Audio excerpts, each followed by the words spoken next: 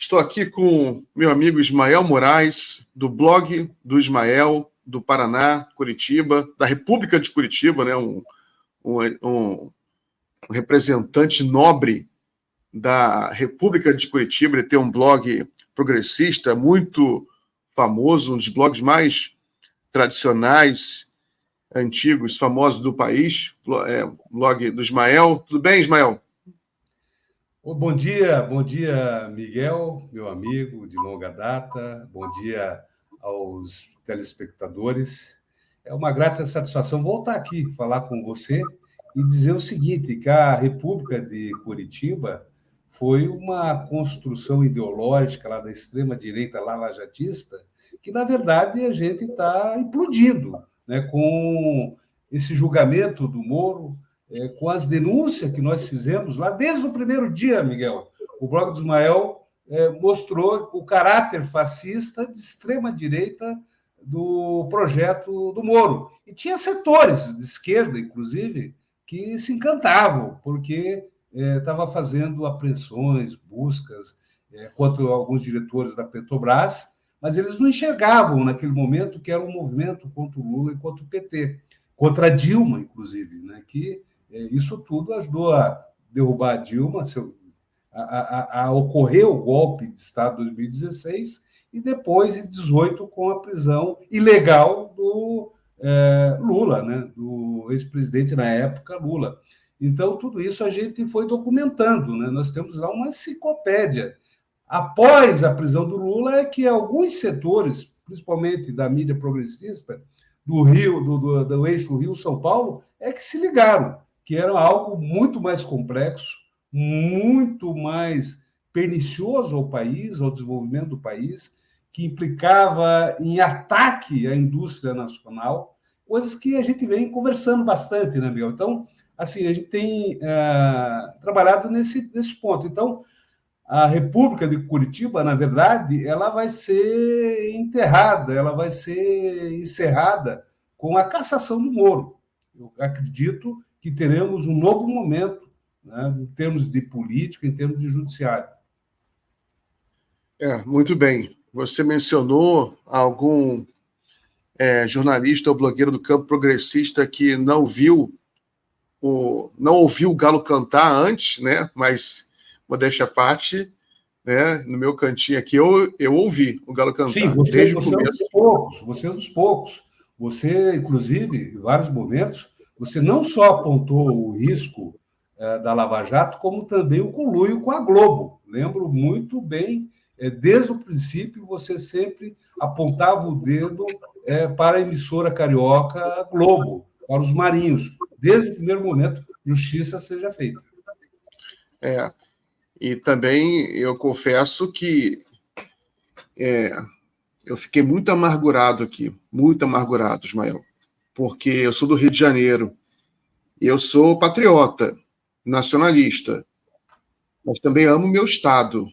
O Rio de Janeiro é um estado falido há muitas décadas, depois que mudaram a capital do Rio para Brasília. A gente estava vivendo, agonizando, a economia agonizando, quando descobriram o petróleo. Aí a gente pensou, finalmente agora, né? Agora vamos dar um up no estado.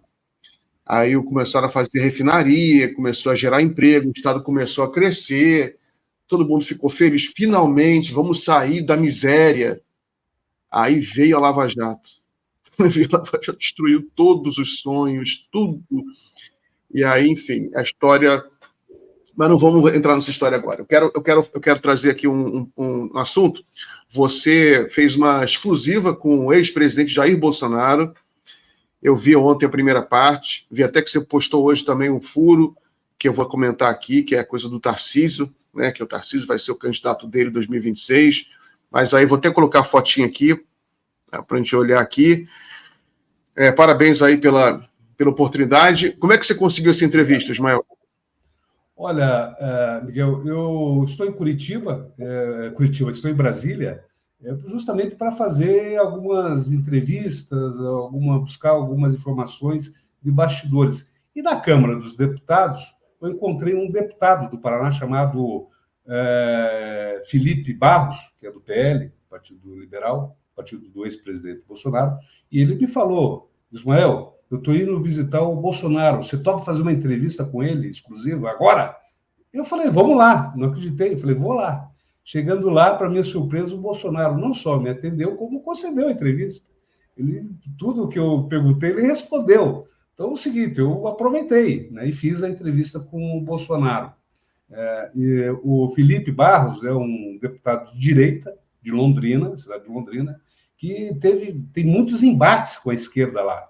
Em determinado momento, inclusive, eu tive um enfrentamento com ele lá no âmbito da Universidade Estadual de Londrina. Mas isso não impede de eu ter interlocução, né? Até porque a característica do meu site, o blog do Ismael, o Miguel, é um site plural e suprapartidário. Além de noticiar factualmente o que ocorre na esquerda, também noticia o que está acontecendo no mundo, né? Então, eu tive informações exclusivas que nem a Globo tinha sobre o depoimento, como é que vai ser a dinâmica da manifestação na Paulista, no domingo, o que ele vai dizer ou não vai dizer na Polícia Federal hoje à tarde. Então, eu já furei toda essa turma aí, né, que arrota caviar, né? Então, Miguel, então eu tive essa felicidade de fazer essa entrevista, porque é um momento crucial do país, né, que a gente está revendo alguns pontos. É um momento também que a justiça brasileira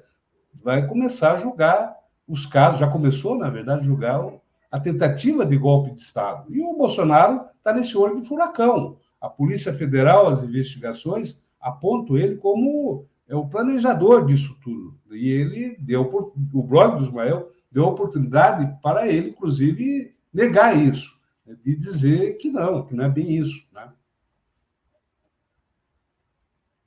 Muito bem, deixa eu fazer umas perguntas para você. Ele te tratou bem, o Bolsonaro? Tá bom, muito bem. Inclusive, foi tranquilo, foi muito respeitoso, eu também, né? Muitos esperavam que eu ia agredir o ex-presidente Bolsonaro. Não fiz isso, até porque não é a minha característica, né? A minha característica é de ouvir, né? A característica da minha publicação, Miguel, inclusive, por isso ele é longevo, o meu site, porque houve outros lados também, né? Eu faço jornalismo. Eu sou de esquerda, eu tenho oposição de esquerda, progressista. Inclusive, em determinado momento, o Bolsonaro ele confessou lá para mim que é um leitor assíduo no meu blog, apesar de não concordar com nenhuma linha, né? Mas ele falou, olha, eu leio sempre, eu vejo que você me espizinha, você me cutuca demais, mas eu não concordo com nenhuma linha que você escreve. Então, ficou registrado, né? Para mim, que tem esse trabalho, eu achei interessante também que o ex-presidente Bolsonaro acompanha a minha publicação, né? Até porque eu tenho dado muitas informações com exclusividade sobre a Lava Jato, sobre até mesmo o próprio governo dele, eu já dei muitas informações. Então, isso tudo levou ele a acompanhar meu site, segundo ele, o Bolsonaro. Ismael, a entrevista, você pode falar quanto tempo... Você falou que você vai torturar a gente publicando em gotas, né? Mas você já publicou um pedaço. Você vai torturar a gente por quantos dias, semanas? Vai ser o quê? Vão ser meses ou semana que vem você publica tudo? Não, semana que vem, até porque é o seguinte, eu já passei também uns off, né?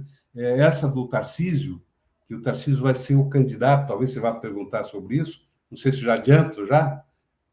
Pode falar, pode adiantar já.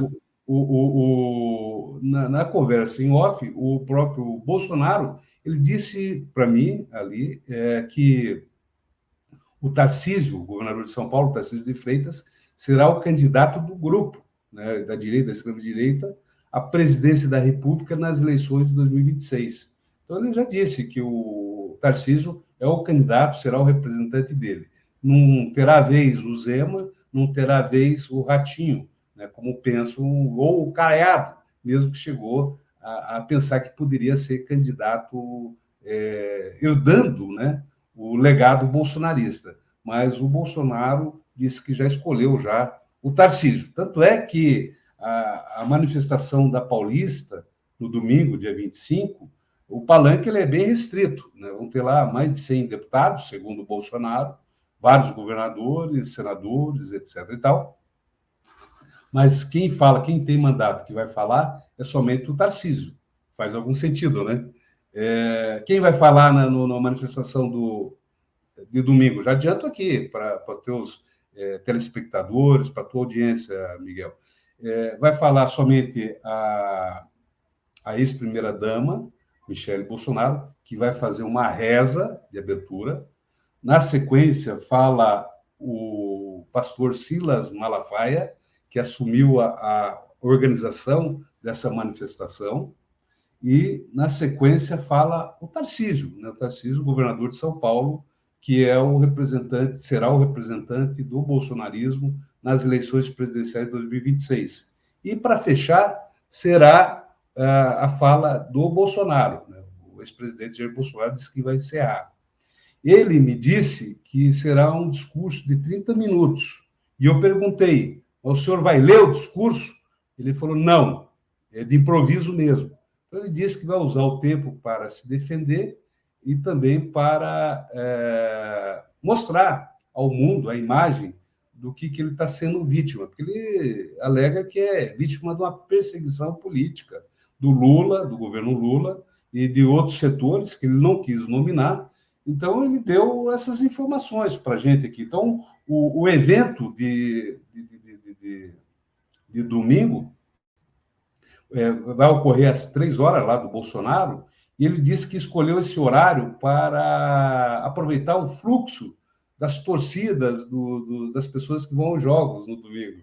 Então, ele disse que vai aproveitar esse público e tal, e esse público, mas tem jogo aí em São Paulo, vários jogos em São Paulo, de times importantes, não recordo quais, mas ele pensou nisso aí também, né? Escolheu a data, o horário, né, para ter esse público saindo de casa. Então, vai ser um evento enxuto, né, pelo que eu entendi, né? Somente 4 pessoas vão falar. Então, vai ser esse o formato do evento. Ele disse que é gerar uma imagem para o mundo. Foi o que ele disse.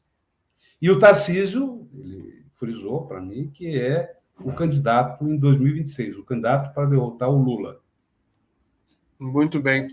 Então, você, na segunda-feira, vai publicar a segunda parte, né?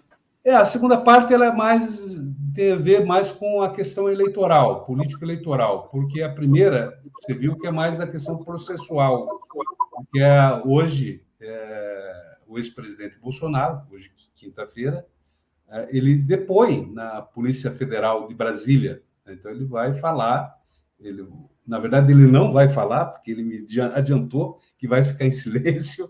Então, ele vai ao depoimento, vai comparecer, mas vai exercer o direito de permanecer calado, por orientação dos advogados, né? E ele nega, assim, peremptoriamente, você viu ali na entrevista, que tenha uma participação efetiva na tentativa de golpe de Estado. Então, ele quer ter acesso a todos os autos, a todas as delações, para poder formatar a sua defesa e daí falar alguma coisa. Foi o que ele me disse. Eu perguntei e ele me respondeu dessa forma. Então, a primeira parte da entrevista, Miguel, ela foi justamente isso, esse processo, essa ideia de dividir a parte processual, criminal, da parte política. E, então, ele falou, né, que não tem... não houve tentativa da parte dele de golpe de Estado, ele explicou que por que não passou a faixa, disse que era um direito dele, né, de não passar a faixa, que ele viajou para os Estados Unidos. Né? Então, ele deu várias informações ali e tal, e já adiantou que não vai falar nada no depoimento de hoje. Muito bem. Aí você publica a segunda parte, aí tem uma terceira parte ainda não, né? Não, eu vou só fazer 2 partes, Miguel. Tá? 2 partes. Porque é o seguinte, o material também ele tem tempo de validade.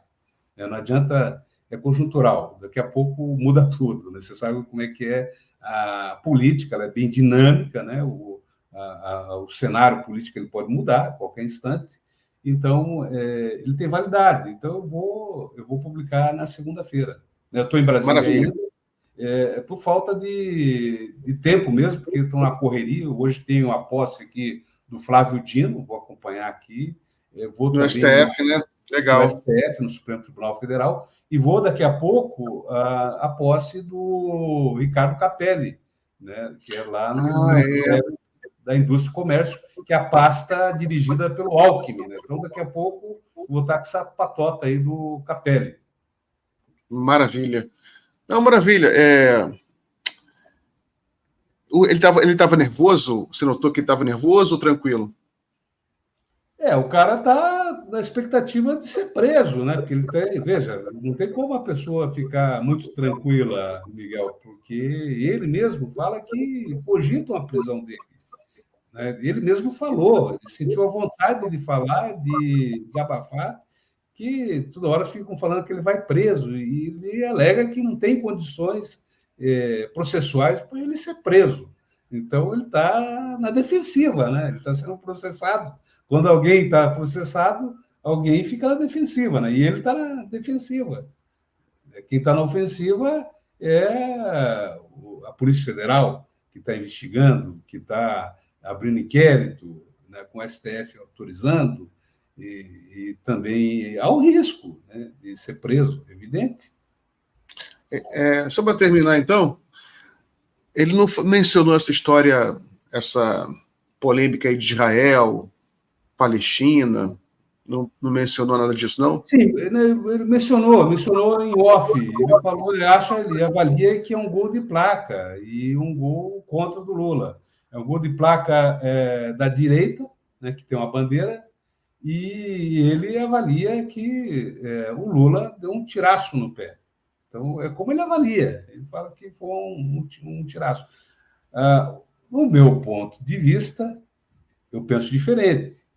Eu penso que essa crise com Israel é um fogo de palha. Até porque, se você for analisar Israel com o Brasil, é uma distância muito grande do ponto de vista econômico, de presença no mundo, de relações comerciais, PIB, né? População, em todos os aspectos. Né? O Brasil ele se relaciona com todo mundo árabe, inclusive Israel.